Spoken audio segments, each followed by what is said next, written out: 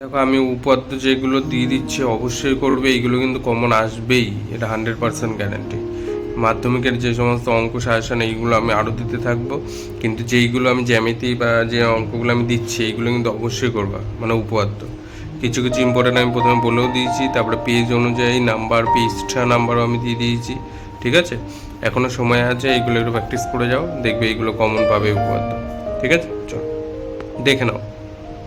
প্রথমে যেটা ইম্পর্টেন্ট আছে, উপাত্ত 41, বৃত্তের বহিস্থ কোনো বিন্দু থেকে যে দুটি স্পর্শক অঙ্কন করা যায় তাদের স্পর্শমন্দির দুটির সঙ্গে বহিস্থ বিন্দুর সংযোজক সরলরেখাংশ দুটির দৈর্ঘ্য সমান এবং তারা কেন্দ্রে সমান কোণ উৎপন্ন করে। ভেরি ভেরি ইম্পর্টেন্ট, এটা কিন্তু আসার সম্ভাবনা বেশি আছে।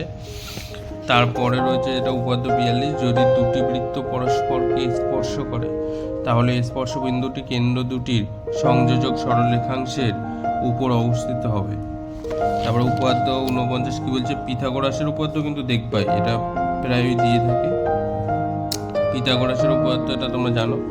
উপপাদ্য 50 কি বলছে, পিথাগোরাসের উপপাদ্য বিপরীত যে উপপাদ্য, এটাও কিন্তু ইম্পর্টেন্ট আছে। তারপরে কি বলছে, উপপাদ্য 32, ব্যাস নয় এরূপ কোনো জ্যা এর উপর বৃত্তের কেন্দ্র থেকে লম্ব অঙ্কন করা হলে ওই লম্ব জ্যাটিকে সমদ্বিখণ্ডিত করে। এটা কিন্তু দেখবা, এটা কিন্তু টেস্ট পরীক্ষাও দিয়েছে, যেটা বিভিন্ন স্কুলে দিয়েছে, এটা কিন্তু দেওয়ার সম্ভাবনা আছে।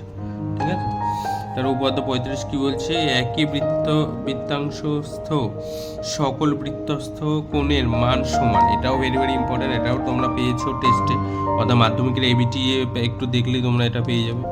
উপপাদ্য 37 কি বলছে, অর্ধবৃত্তস্থ কোণ সমকোণ। এটা ইম্পর্টেন্ট আছে মোটামুটি।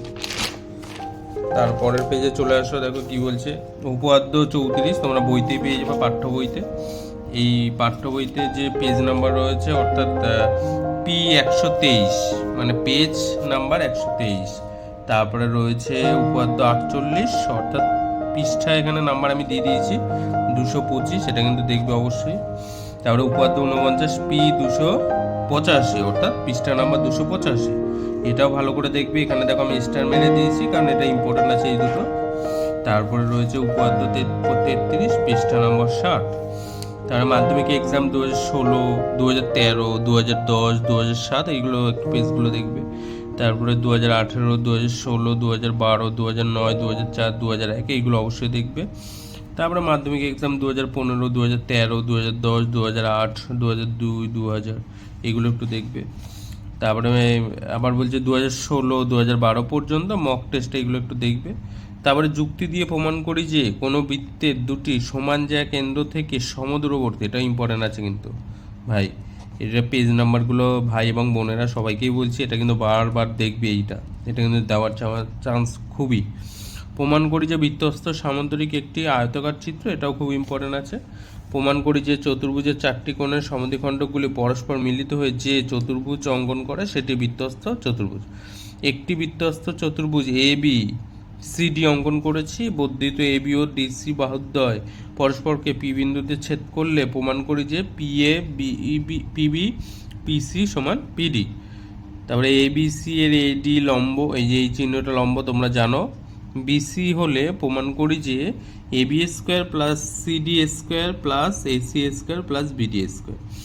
তারপরে বলছে ত্রিভুজ এবিসি এর এ সমকোণ এবং বিপি ও সিকিউ দুটি মধ্যমা হলে প্রমাণ করি যে PBC square plus 4 first bracket শুরু BP square 4 BP square plus CQ square. তোমরা বুঝতে পেরেছো কোনগুলো ইম্পর্টেন্ট, যেগুলো আমি দেখিয়ে দিলাম, এগুলো অবশ্যই প্র্যাকটিস করো, দেখবে অবশ্যই কমন পাবে, কারণ এগুলো পাঠ্য বইয়ের উপর থেকে আমি দিয়েছি।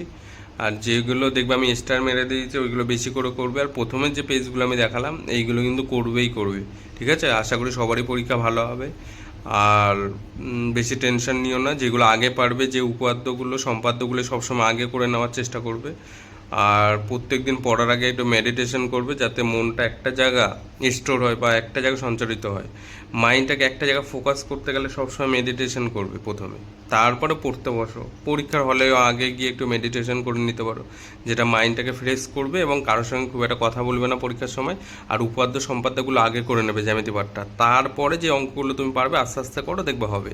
এইভাবে আমরাও করেছি, নাম্বারও ভালো পেয়েছি। ঠিক আছে, এইভাবে করো, দেখবে অবশ্যই হবে। আর প্রথমে গিয়ে যে অঙ্ক পারবো সেরকম শুরু করলে কিন্তু হবে না, আগে উপাদ্য সম্পাদ্য ছাক্কা নাম্বার এইগুলো আগে করে নাও।